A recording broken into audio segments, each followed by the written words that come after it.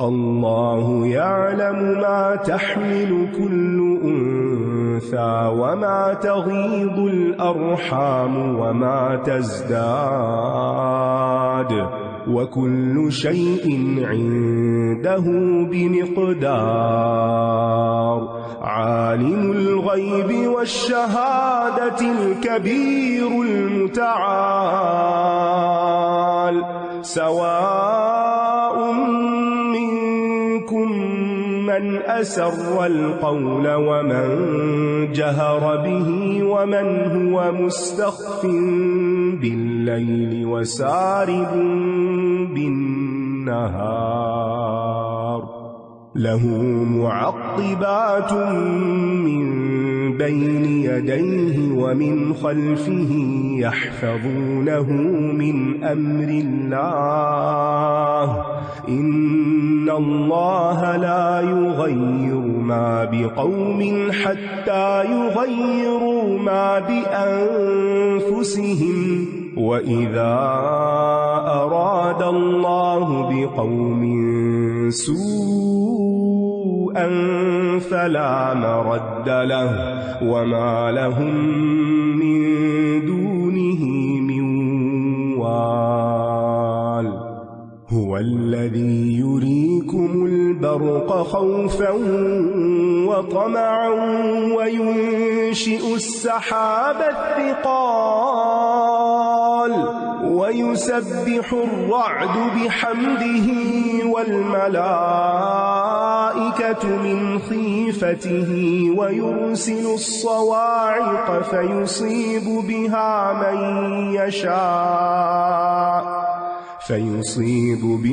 من يشاء وهم يجادلون في الله وهو شديد المحال.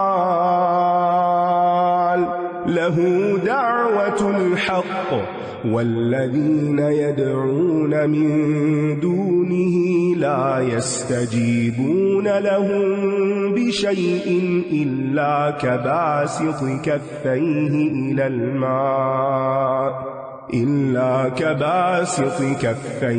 إلى الماء ليبلغ فاه وما هو ببالغه، وما دعاء الكافرين إلا في ضلال. ولله يسجد من في السماوات والأرض طوعا وكرها وظلالهم بالغدو والآصال. قل من رب السماوات والأرض قل الله. قل أفاتخذتم من دونه أولياء لا يملكون لأنفسهم نفعا ولا ضرا.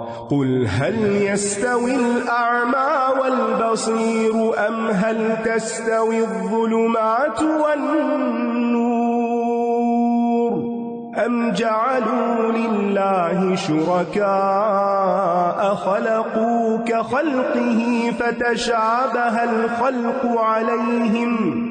قل الله خالق كل شيء وهو الواحد القهار.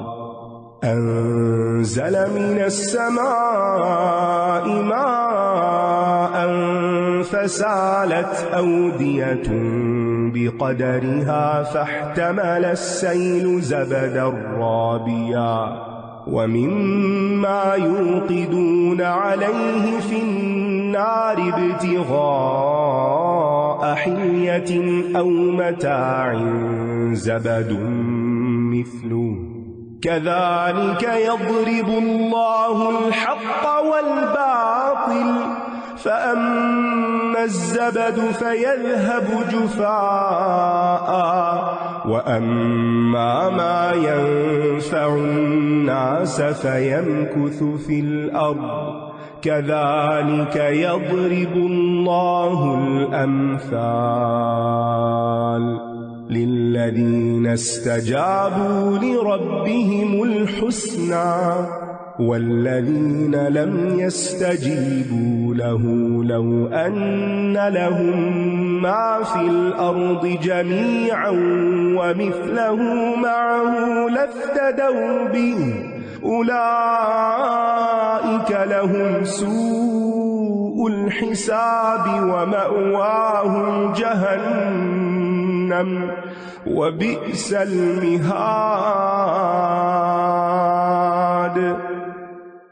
اللہ جانتا ہے جو کچھ ہر مادہ اپنے پیٹ میں اٹھاتی ہے، اور جو کچھ رحم کمی کرتے ہیں اور جو زیادہ کرتے ہیں، اور ہر چیز اس کے ہاں ایک اندازے کے ساتھ ہے۔ یعنی کوئی بھی مادہ جو حمل اٹھاتی ہے اس سے متعلق جو بھی معلومات ہوتی ہیں وہ ساری اللہ کو پتہ ہیں، اور یہ اس کی خاص صفات میں سے ہے۔ یعنی پیٹ کا بچہ جو ہے وہ میل ہے یا فیمیل ہے، خوبصورت ہے یا نہیں ہے، خوش قسمت ہے یا بدبخت ہے، لمبی عمر پانے والا ہے یا کم عمر ہے، ایک بچہ ہے یا زیادہ ہے، تندرست پیدا ہوگا یا پھر بیمار، بلائنڈ ہوگا یا اپاہج ہوگا، لمبے قد کا ہوگا یا چھوٹے کا، ناقص العقل ہوگا یا ذہین ہوگا، نیک بخت ہوگا یا نہیں ہوگا، ضدی اور سرکش ہوگا یا حق کو قبول کرنے والا ہوگا، یہ ساری چیزیں اللہ کے علم میں ہوتی ہیں۔ ہم کہتے ہیں کہ ہاں ڈاکٹرز کو بھی پتہ چل جاتی ہے اب تو اس کی جو سیکس ہے کہ وہ میل ہے یا فیمیل، بس اس حد تک بتاتے ہیں نا آپ کو، یا زیادہ سے زیادہ کسی بیماری کی نشاندہی کر دیتے ہیں، وہ بھی جو آبویس ہوتی ہے، سامنے ہوتی۔ کیا یہ ساری باتیں بھی کسی کو پتہ ہوتی ہیں؟ کسی کو بھی نہیں پتہ ہوتی کہ جو بچہ پیدا ہوگا کل وہ کیا بنے گا۔ ہٹلر بھی تو کسی ماں کے پیٹ سے ہی پیدا ہوا تھا، فرعون بھی تو ایسے ہی پیدا ہوا تھا، اور انبیاء بھی ایسے ہی پیدا ہوئے تھے۔ ایک دن میں ایسی سوچ رہی تھی کہ جو نبی صلی اللہ علیہ وسلم کی والدہ آمنہ تھی، ان کو تو نہیں پتا ہوگا کہ میرے پیٹ میں جو بچہ یہ کیا ہے۔ اتنی عجیب میری کیفیت ہوئی کہ اللہ کے علم میں تھا، اور اللہ نے ان کے سپرد کیا، اور اللہ نے ان کو یہ مقام دیا۔ انسان کچھ نہیں جانتا ہوتا، اللہ کے ہر فیصلے میں خیر ہوتی ہے، اور اس سے خیر ہی مانگتے رہنا چاہیے۔ اپنے بچوں کے بارے میں بھی جب آپ دیکھیں کہ وہ بات نہیں مان رہے یا کوئی شرارت کر رہے ہیں یا بیمار ہیں یا کچھ بھی، تب بھی بہت پازیٹیو رہے کہ اس میں سے بھی خیر نکلے گی، جو مجھے نظر نہیں آ رہی، مجھے علم نہیں، لیکن اللہ کو سب پتا ہے۔ تقدیر پر ایمان نہ ہو نا تو انسان مسلمان ہی نہیں ہوتا، اور زندگی الگ مزریبل ہوتی ہے۔ تو اپنے پیٹ والے بچے کے بارے میں بھی فکر مند نہ ہو، اور جو پیدا ہو چکے ہیں ان کے بارے میں بھی فکر نہ کیا کریں ہر وقت۔ وہ ہمارے بچے ضرور ہیں، لیکن اصل میں تو اللہ کی امانت ہے ہمارے پاس، اللہ نے پیدا کیا، وہ ہم سے زیادہ ان کا حقدار ہے۔ اور یہ بھی کہ یہ چیز ایسے کیوں ہوگی، اس کا قد اتنا کیوں ہوگا، اس کا چھوٹا کیوں ہوگا، اس کا لمبا کیوں ہوگا، موٹا کیوں ہوگا، ایسا کیسا ویسا، اس کی انگلیاں 6 کیوں ہو گئی۔ بہت سی لوگ باتیں بناتے رہتے ہیں اور پھر بلیم کرتے ہیں بعض اوقات ماں باپ کو، غلطی کی ہوگی نا، کوئی قصور کیا ہوگا، وہ نتیجہ آ گیا سامنے کہ اس طرح کا بچہ پیدا ہوگا۔ نہیں، کبھی بھی ایسا نہیں کرا۔ تمہیں کیا پتا کہ اللہ نے اس کے ذریعے اس کے کتنے درجات بڑھانے ہیں اور اس کے بدلے میں کیا انعام دینا ہے۔ یعنی جتنے بھی اسپیشل نیڈز بچے ہوتے ہیں وہ ایک نشانی ہے زمین پر اللہ کی، کہ اللہ جو چاہے کر سکتا ہے، تاکہ لوگ اپنی نعمتوں کا شکر بھی ادا کریں، اور دوسرا اس نشانی کو پا کر اللہ کی اس امانت کو پال کر درجات کمائیں، ثواب کمائیں، اللہ کی رضا پہ راضی ہو کر۔ جس کام کے کرنے میں جتنی تکلیف ہوتی ہے، کیا ہمارا یقین نہیں کہ اس پر اتنا ہی اجر زیادہ ہوتا ہے؟ تو اس لیے کسی بھی حال میں انسان اللہ سے ناراض نہ ہو اور کسی پر انگلی نہ اٹھائے کہ اس کی شامت آئی ہے نعوذ باللہ کہ اس نے کچھ کیا ہے۔ اللہ ہی کو پتا ہے کہ اس نے کس طرح کا کیسا بچہ کس کے گھر میں پیدا کرنا ہے۔ اور وَكُلُّ شَيْءٍ عِندَهُ بِمِقْدَارٍ، اگر اس آیت کا مفہوم دل کی گہرائیوں میں بس جائے نا تو ہم ساری مشکلات کا سامنا ایک مضبوط دل کے ساتھ، یقین کے ساتھ کر سکتے ہیں، اور اس سے پھر دنیا کی آزمائشیں اور تکلیفیں آسان ہو جائیں گی۔ جیسے پیچھے لا تبتئس لا تحزن کچھ الفاظ گزرے نا، یہ جو کی ورڈز ہیں نا، آپ کوئی بورڈ بنا لیں، کوئی پیپر لے لیں، کوئی ڈائری لے لیں، کی ورڈز لکھیں۔ کی ورڈز کا فائدہ یہ ہوتا ہے کہ اس ایک ورڈ، جیسے ایک کی پریس کرتے ہیں نا، پورا پیج کھل جاتا ہے، وہ ساری چیزیں سامنے آ جاتی ہیں۔ اور اگر آپ یہ سامنے رکھتے ہیں کل شیء عنده بمقدار، اور خاص طور پہ پچھلے دنوں میں نے آپ کو ایک آیت بتائی تھی کہ ان العزت للہ جمیعا، اس نے تو مجھے اتنا نڈر کر دیا نا کہ کوئی میرے بارے میں کچھ بھی کہنا مجھے فکر نہیں ہونی چاہیے۔ کیوں؟ ان العزت للہ جمیعا، عزت تو ساری اللہ کی ہے، ہم کیا چیز ہے؟ ہمیں کوئی تانا دے دیتا ہے، کوئی بات سنا دیتا ہے، کوئی برا بلا کہہ دیتا ہے، کوئی غیبت کرتا ہے ہمارے پہ کوئی الزام لگا دیتا ہے، اور ہم اس خوف میں رہتے ہیں ہائے لوگ کیا کہیں گے، لوگ کہیں گے اچھا یہ فلاں بنتی ہے اور یہ ہو گیا، اس کے ساتھ پتہ نہیں کیا کیا ہوگا، کیسی مجرم ہوگی۔ میرا تو کنسرن ہی نہیں ان باتوں سے. بے فکر کر دیا اس آیت نے مجھے. بلیو میں کتنی دفعہ یہ پڑھا چکی ہوں، لیکن اس دفعہ جیسے سمجھ آئیے عزت ساری اللہ کے پاس. عزت ہے ہی اس کی، باقی ہماری کیا عزت ہے. اور اسی طرح یہ جملہ بھی وَكُلُّ شَيْءٍ عِندَهُ بِمِقْدَارٍ، اس کا اندازہ ہے. ہر چیز اس نے ڈیزائن کی ہے، اس کے ڈیزائن پر راضی ہو جاؤ. وہ غیب اور حاضر کو جاننے والا ہے. ہم صرف حاضر کو دیکھتے ہیں، سامنے سامنے کی چیزیں، اور اس کو پتا ہے کہ اس کے پیچھے کیا حکمتیں اور مصلحتیں ہیں. سب سے بڑا، بہت بلند ہے. اللہ کا علم لامحدود ہے، اس کی وسعتیں عظیم الشان ہے. برابر ہے تم میں سے جو چپکے سے بات کرے، وسپر کرے، اور جو بلند آواز سے کرے، اور جو رات کے اندھیرے میں چھپا ہوا ہو، اور جو دن کی روشنی میں چلنے والا ہو. اللہ کے نزدیک یہ سارے برابر ہیں. اللہ سبحانہ تعالیٰ کے لیے کچھ بھی چھپا ہوا نہیں ہے. اس کے لیے اس کے آگے اور پیچھے یکے بعد دیگرے آنے والے پہرے دار مقرر ہیں، فرشتے جو اللہ کے حکم سے اس کی حفاظت کرتے ہیں. اور یہ وہ فرشتے ہیں جو فجر اور عصر کے وقت حاضر ہوتے ہیں نمازوں میں. تو فرشتوں کی حاضری کے اوقات میں ضرور مصلی پر ہوں، یا پھر تلاوت کر رہے ہوں، کسی نیک کام میں مصروف ہوں. اس لیے فجر کے بعد کا وقت بھی بڑا قیمتی ہوتا ہے. سورج نکلنے کے بعد مصلی سے اٹھا کریں، جو کرنا ہے وہیں بیٹھ کے دعائیں وغیرہ مانگے، تلاوت، جتنی عبادت کے کام ہے سارے اس وقت کر لیں. اللہ یہ کہ کوئی بہت مجبوری ہو، کوئی جاب ہے، کوئی بچوں کو یا شوہر کو تیار کرنا ہے، ورنہ نیت یہ رکھیں کہ ادھر ہی بیٹھنا ہے. ٹھیک، تاکہ فرشتے جو آئے ہیں وہ ایک ہماری جو ڈائری ہے نا آج کی، اس کے شروع میں اچھی اچھی باتیں لکھیں، اور جب اللہ کے پاس لے کے جائیں اور ہمارا اعمال نامہ پیش ہو تو اس کے اوپر نماز ہو، عبادت ہو. اور اسی طرح جب عصر کی نماز ہوتی ہے تو عصر کے بعد کا بھی کچھ وقت عبادت کے لیے رکھا کریں. ٹھیک ہے، گھر کے کام ہوتے ہیں، اس کے ساتھ پھر اپنی کوئی تلاوت سنیں، کوئی ذکر اذکار کریں، کچھ کریں. یا آپ یہ بھی روٹین بنا سکتے ہیں، جیسے مثلا ایک جز آپ روز پڑھتے ہیں، آدھا فجر کے بعد پڑھ لیں، آدھا عصر کے بعد پڑھ لیں. عصر کے بعد کرنے والے کاموں کو تھوڑا عصر سے پہلے کر لیں. یعنی ٹائم ایڈجسٹمنٹ کرنی ہے آپ نے. لیکن یہ جو قیمتی اوقات ہیں جس میں گواہیاں لکھی جاتی ہیں، یعنی اوپننگ اینڈ کلوزنگ ہوتی ہے ہمارے اعمال نامے کی، وہ اچھا ہو. جب دو طرفیں اچھی ہوں گی نا، بیچ میں بھی انشاءاللہ اچھا ہو جائے گا. اور پھر یہاں حفاظت کرنے والے فرشتوں کی بات ہوئی ہے، جو ہر مصیبت سے ہماری حفاظت کرتے ہیں، جو ہماری تقدیر میں نہیں لکھی ہوتی. ہاں، جو تقدیر میں لکھی ہے تو پھر اس کی اور بات ہے. مجاہد کہتے ہیں ہر بندے کے ساتھ ایک فرشتہ مقرر ہوتا ہے جو نیند اور بیداری میں اسے جنوں، انسانوں اور زہریلے جانوروں سے محفوظ رکھتا ہے، سوائے اس چیز کے جس کا اللہ حکم دے تو وہ اسے پہنچ کے رہتی ہے، کیونکہ اللہ کا حکم نافذ ہے. کعب الاحبار کہتے ہیں اگر اللہ تعالیٰ تمہارے ساتھ فرشتے نہ مقرر کرتا جو تمہیں کھانے پینے اور جسم کی سطر پوشی کے دوران جنات کے حملوں سے بچاتے ہیں تو جن تمہیں اچک لے جاتے، کیونکہ شیطان بھی دشمن ہے نا انسان کا، اور وہ بھی جنوں میں سے شیاطین. جو اب آپ سوچ رہے ہوں گے کہ اگر فرشتے ہیں تو پھر اتنے انسان مارے کیوں جاتے ہیں. حضرت زینب کہتی ہیں میں نے رسول اللہ صلی اللہ علیہ وسلم سے پوچھا کیا ہمارے درمیان نیک لوگوں کے ہونے کے باوجود ہم ہلاک کر دیے جائیں گے؟ آپ نے فرمایا ہاں، جب گناہوں کی کثرت ہو جائے. بے شک اللہ کسی قوم کی حالت نہیں بدلتا جب تک کہ وہ خود اسے نہ بدل دیں جو ان کے دلوں میں ہے، اور جب اللہ کسی قوم کے ساتھ برائی کا ارادہ کر لیتا ہے تو کوئی اس کو پھیرنے والا نہیں، اور اس کے سوا کوئی ان کا مددگار نہیں. مصیبتیں انسانوں کے گناہوں کی وجہ سے آتی ہیں اور توبہ سے دور ہوتی ہیں. علی ابن ابی طالب رضی اللہ عنہ فرماتے ہیں کوئی مصیبت نازل نہیں ہوتی مگر کسی گناہ کی وجہ سے، اور وہ دور نہیں کی جاتی مگر توبہ کے ذریعے. تو مصیبتیں دور کروانے کا ذریعہ کیا ہے؟ کثرت سے توبہ استغفار. ابن القیم کہتے ہیں جب بندہ گناہ کو نیکی سے بدل دیتا ہے، تغیر ہو گیا. ان اللہ لا یغیر ما بقوم حتی یغیروا ما بانفسہم، اللہ نہیں بدلے گا حال جب تک تم نہیں بدلو گے. اب پہلے گناہ کرتے تھے، تبدیلی آ گئی، چینج ہو گئے، اب کیا ہوا؟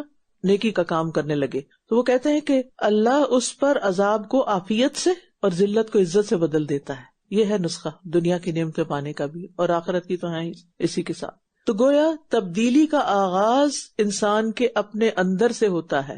میری نیت ہو تبدیل ہونے کی تو تبدیلی شروع ہوگی. اور وہ نیت کب بنے گی؟ جب مجھے احساس ہوگا کہ میں غلط کرتی ہوں. اور کیسے پتا چلے گا میں غلط کرتی ہوں؟ جب آپ کر چکتے ہیں تو اندر کا ضمیر بھی بتاتا ہے، لوگ بھی بتاتے ہیں آپ کو. تو اس کو اچھے سے سنیں، اندر کی آواز کو بھی سنیں اور نقارہ خلق کو بھی سنیں. لوگ کیا کہتے ہیں آپ کو وہ بھی سن لیا کریں. اور پھر یہ ہے کہ ہم چاہتے ہیں کہ دنیا بدل جائے، بچوں کے اندر تبدیلی آ جائے، شوہر بدل جائیں. اگر ہم ان سب کی اصلاح چاہتے ہیں تو پہلے خود بدلیں. اگر ہم چاہتے ہیں وہ اچھے اخلاق والے ہو جائے تو ہمیں اپنا اچھا اخلاق کرنا ہے. اگر ہم چاہتے ہیں کہ جن بچوں کو ہم پڑھاتے ہیں وہ بہت اوبیڈینٹ ہو جائے تو ہمیں اللہ کو اوبیڈینٹ بننا ہے. اور انسان اپنی آنے والی کامیابیوں اور ناکامیوں کا ذمہ دار خود ہے.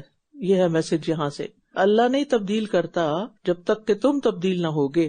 تو گویا ٹیک اوے لیسن کیا ہے کہ دنیا اور آخرت کی نعمتیں چاہیے تو خود کو بدل لیں، اپنے اندر تبدیلی لے آئیں، گناہوں، نافرمانیوں اور برے لوگوں سے دور ہو جائیں. وہی تو ہے جو تمہیں خوف اور امید دلانے کے لیے بجلی کی چمک دکھاتا ہے، اور وہی بھاری بادل اٹھاتا ہے. بادلوں پر بھی مامور ہیں فرشتے.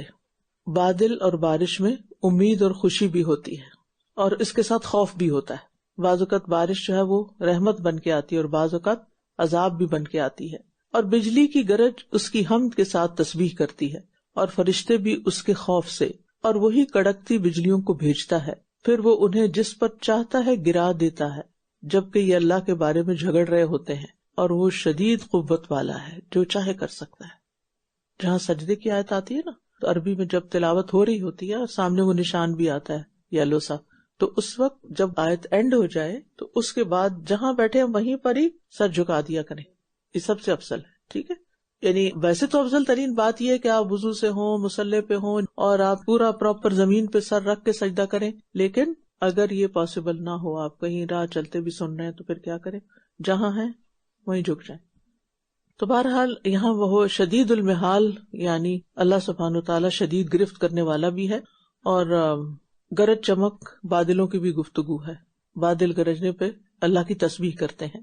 اسی کو پکارنا برحق ہے، اور جو لوگ اس کے سوا اوروں کو پکارتے ہیں وہ ان کی پکار کا کچھ بھی جواب نہیں دیتے، مگر اس شخص کی طرح جو اپنے دونوں ہاتھ پانی کی طرف پھیلائے تاکہ وہ اس کے منہ تک پہنچ جائے، حالانکہ وہ اس تک پہنچنے والا نہیں.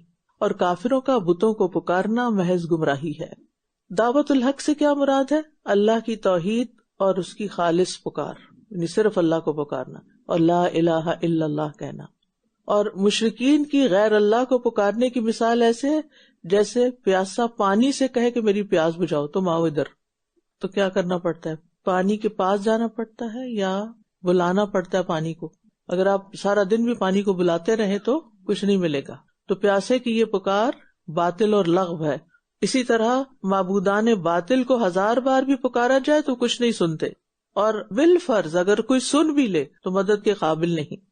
یاد رکھیے، حاجت روائی اور مشکل کشائی کے سارے اختیارات صرف اور صرف اللہ کے پاس ہیں، اس لیے صرف اسی سے دعائیں مانگنا برحق ہے.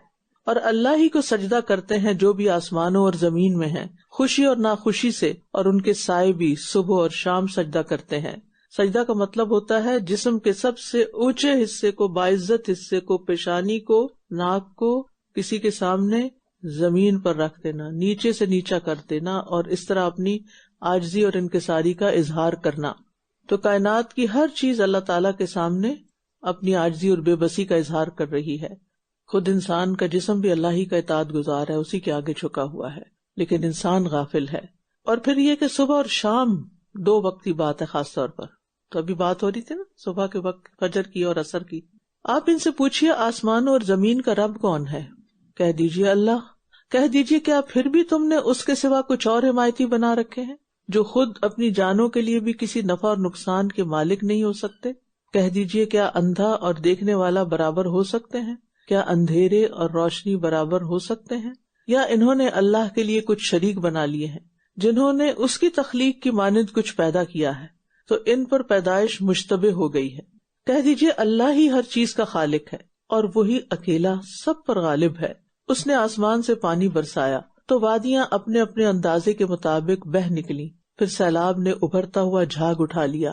اور جن چیزوں کو وہ کوئی زیور یا سامان بنانے کی غرض سے آگ پر تپاتے ہیں، ان سے بھی اسی طرح کا جھاگ ابھرتا ہے. اللہ اسی طرح حق اور باطل کی مثال بیان فرماتا ہے. تو رہا جھاگ تو وہ ناکارہ ہو کر چلا جاتا ہے، اور جو چیز لوگوں کو نفع دیتی ہے تو وہ زمین میں ٹھہر جاتی ہے. اسی طرح اللہ مثالیں بیان فرماتا ہے. اس میں آپ دیکھیے کہ یہ جو بات ہے نا، وَأَمَّا مَا يَنْفَعُ النَّاسَ فَيَمْكُثُ فِي الْأَرْضِ، یہ جو دونوں پانی کی اور اس کی مثال ہے نا، تو اس میں آپ دیکھیے بہت ہی خوبصورت بات ہے. آسمان سے جو پانی برستا ہے نا بارش کا، وہ تو ہمیں نظر آتا ہے نا، لیکن وہی نظر نہیں آتی. لیکن جتنا بھی قرآن کا علم ہے یہ سارا اسی طرح اترا ہے جیسے بارش اترتی ہے. ٹھیک ہے، اب کیا ہوتا ہے جب پانی آتا ہے اور زیادہ ہو جاتا ہے تو پھر ایک سیلابی شکل اختیار کرتا ہے، دھارے بہنے لگتے ہیں. اب کیا تو جو کوڑا کرکٹ ہوتا ہے وہ سارا اوپر آ جاتا ہے. تو اب آپ دیکھیے کہ بالکل اسی طرح جب ہمارے دل پر یہ بارش ہوتی ہے نا، تو جو کوڑا کرکٹ ہے نا اندر، وہ کیا ہوگا؟ باہر آ جائے گا، سامنے آ جائے گا، اپنی غلطیاں نظر آنے لگتی ہیں. ٹھیک ہے، اور پھر جب نظر آنے لگتی ہیں تو جس کو واقعی قرآن سے فائدہ ہوگا وہ ان کو ہٹا دے گا. اچھا، اسی طرح جن چیزوں کو وہ کوئی زیور یا سامان بنانے کی غرض سے آگ پہ تپاتے ہیں، ان سے بھی اسی طرح کا جھاگ ابھرتا ہے. یعنی جب آزمائشیں آتی ہیں تو اس وقت بھی ہمیں اپنی غلطیاں نظر آتی ہیں. اور آزمائش کس لیے آتی ہے؟ کہ کھوٹا کرا الگ ہو جائے. قرآن کس لیے پڑھا جاتا ہے؟ کہ حق اور باطل میں فرق واضح ہو، اپنی اچھی بری عادتیں پتہ چل جائے. تو یہ دونوں مثالیں حق اور باطل کی مثال بیان کرنے کے لیے. تو جھاگ ناکارہ ہو کر چلا جاتا ہے. ٹھیک، جو اوپر خس و خاشاک ہوتے ہیں پھر ان کی کوئی ویلیو نہیں ہوتی، وہ زندگی سے فضول باتیں، فضول چیزیں نکل جاتی ہیں. اور جو چیز لوگوں کو نفع دیتی ہے وہ زمین میں ٹھہر جاتی ہے. ٹھیک، اب یہ جو بات ہے نا کہ جو چیز لوگوں کو نفع دیتی ہے وہ زمین میں ٹھہرتی ہے، یعنی باقی وہ رہتا ہے جو فائدہ مند ہوتا ہے. یعنی ہم خود فائدہ اٹھاتے ہیں یا دوسروں کو پہنچاتے ہیں. ٹھیک، تو زندگی میں ایسے کام کر کے مرنا چاہیے کہ جو ہمیں آگے بھی فائدہ پہنچائے اور پیچھے لوگوں کو بھی فائدہ پہنچائے، ہمارے بعد میں رہنے والوں کو بھی. اور اسی طرح اس مثال کو یوں بھی سمجھا گیا ہے کہ جیسے بارش برستی ہے نا تو زمین کو فائدہ ہوتا ہے، پودوں کو، پرندوں، سب چیزوں کو فائدہ ہوتا ہے. اور جو لوگ اس سے فائدہ نہیں اٹھاتے وہ خس و خاشاک کی طرح پھر اپنا وجود کھو دیتے ہیں. تو حق قائم رہتا ہے، باطل چلا جاتا ہے. اس لیے حق کے راستے میں، نیکی کے راستے میں آنے والی مشکلات پر کیا کرنا چاہیے؟ صبر کرنا چاہیے. جن لوگوں نے اپنے رب کی بات قبول کر لی ان کے لیے بھلائی ہے، جو بات مانیں گے اللہ کی ان کے لیے بھلائی ہے. اور جنہوں نے اسے قبول نہیں کیا، اگر ان کے لیے وہ سب کچھ ہو جو زمین میں ہے اور اسی کی مانند اور بھی، تو یہ ضرور اسے فدیے میں دے دیں گے. یہی لوگ ہیں جن کے لیے برا حساب ہے اور ان کا ٹھکانہ جہنم ہے، اور وہ بہت برا ٹھکانہ ہے. دنیا کی زندگی میں بھلائیاں، اس میں بہت سی مادی چیزیں تو ہوتی ہیں، لیکن حق کو قبول کرنے، قرآن کو پڑھنے، سیکھنے اور اس کے ساتھ مضبوط تعلق، کنیکشن بنانے میں جو سب سے بڑا فائدہ ہے نا، وہ قلبی اطمینان کا ملنا ہے، سکینت کا ملنا ہے، حقیقی خوشی کا میسر آنا ہے. تو جو مانیں گے بھلائی ان کو ملے گی، اور جو نہیں مانیں گے وہ پھر قیامت کے دن جو کچھ ہے دنیا میں وہ سب بھی قربان کر لیں تو انہیں کوئی فائدہ نہیں ہونے والا.